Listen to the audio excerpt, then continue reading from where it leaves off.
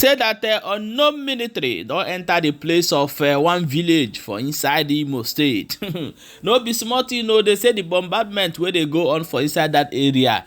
Nobody know wetin be that. Nobody know the camp plane where they fly with that helicopter, fighter jet, where they fly with that light. As we dey talk, now they say the thing can't carry one full building.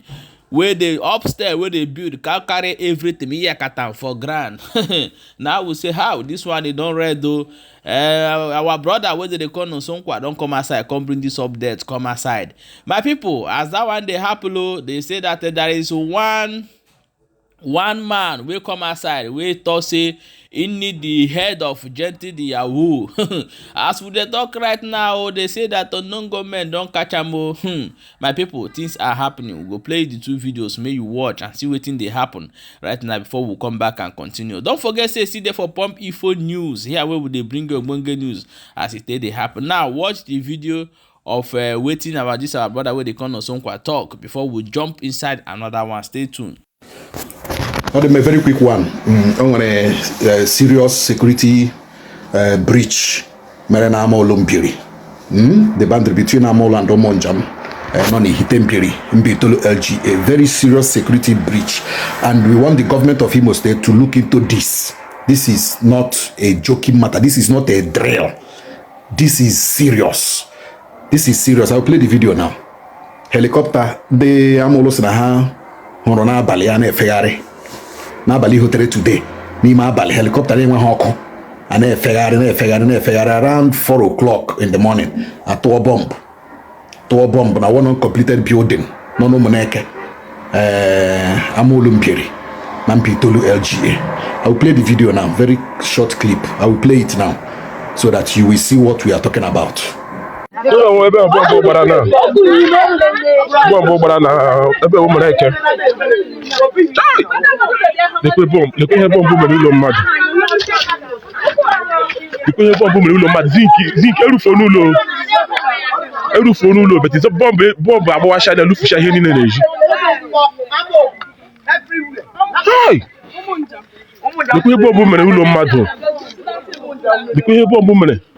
Zinc ebe ho zinc aluminium zinc eme here.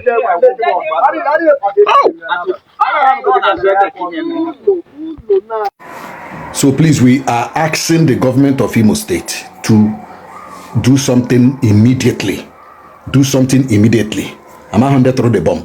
I'm a hundred to casherola. A building that is standing. Akrola zinc. Ato kashala. I'm a hundred to kasheria. So the government of Imo State should do something real quick. Here we have a bloge. Here we have a meeting.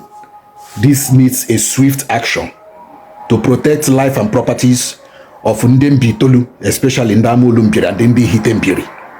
Biko adroka ena adio. Ka happy bloge ki happy we have a beganini. That's enumereno. That's enumereno. Any direct foot and they couldn't get to bomba. Obrona Hatch and Eba, who probably no military helicopter through the bomb. Maybe na Hatch and Eba and they kidnap or Wunde Guinea Guinea Zonga. At least the community got their way, the PG got their way, the ESA got their way. You know, before any operation, the community must be aware. Okay, what can they see hint at the community? Hint you're going to hint the entire community, a hint ESA, more the PG of that community. Very, very important. Camera more. You know, when the military carry out, it is very important that a swift investigation should be launched. Mi hemere, mi hitembiri, ponkwem namo lumbiri. Biko, government Imo State, action is needed. Prompt investigation is needed. Thank you. Welcome back, my wonderful people. No be small thing, no, as you don't watch that video. I'm going to play the next video. May you see how it did happen for inside the area. Stay tuned and watch this video. So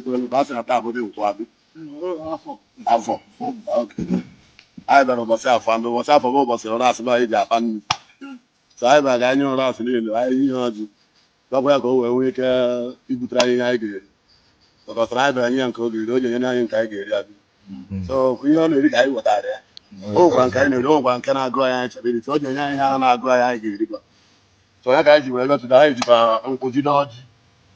You know, see him does I do bring no, I don't want to work anyway. I shall not come. I say him that somebody him there. Good. What I do is done now. I need to go back to the so I don't want to know how to do that.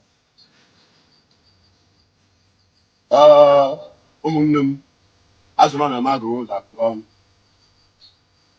ihe ọma ka anyị bịara kpọrọ ihe ọma ka anyị ejibe ya ala ọbụla asị na anyị sị ka abịa kelee ma ọbụla na tins anyị bịakwara mechasị ebe ọ dị ọcha bịakwa na-enyekwa gị ife anyị enyego gị ihe dị isi anyị enyego gị isi mpi nye gị obi ebila na adị ihe niile ahụ ị na-eri obi a na-adịghị mma ị na-emere anyị ihe ọma sisi ahụ anyị wetụkwa ka anyị bịazi ọzọ ka anyị wee bịa nye gị ekele na nke imere eme ka i wee mekọrọ anyị ọzọ ịka ya ebe enwe m na-asị dat na ọkwa ji wee bịa ndị ji bịara ebe anyị ji wee bịakwute anyị asị m nke ha ya akazila ya aka ya amakarị mma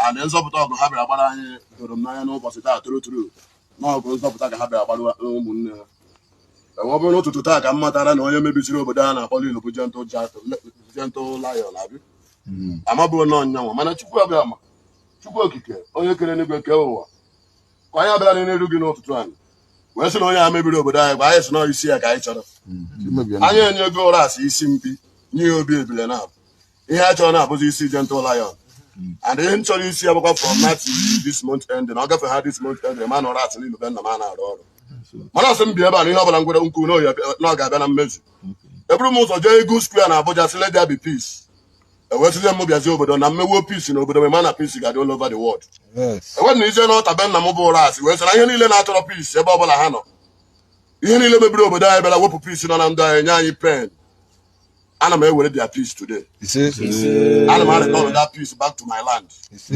ana m return that peace back to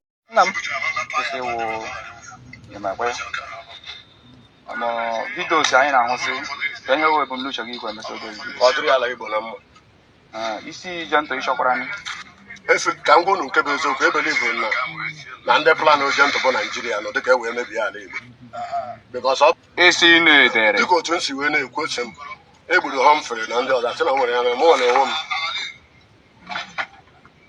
isi Gentle isi na-edere ya ka iji eme efọrọ m isi ya n'aka eji m isi Gentle bịa ya ejina m isi ya bịa ka m ji wee bịa fọ enwere ka m si wee kwụrụ ma hụ eji m isi ya bịa hịa ọ bụrụ na eji m isi ya nụ ka m ma bịa fọ ọ na-anụ ihe onye ogbenye ka i wee fọdatara ma ọ bụrụ datara mụ agba.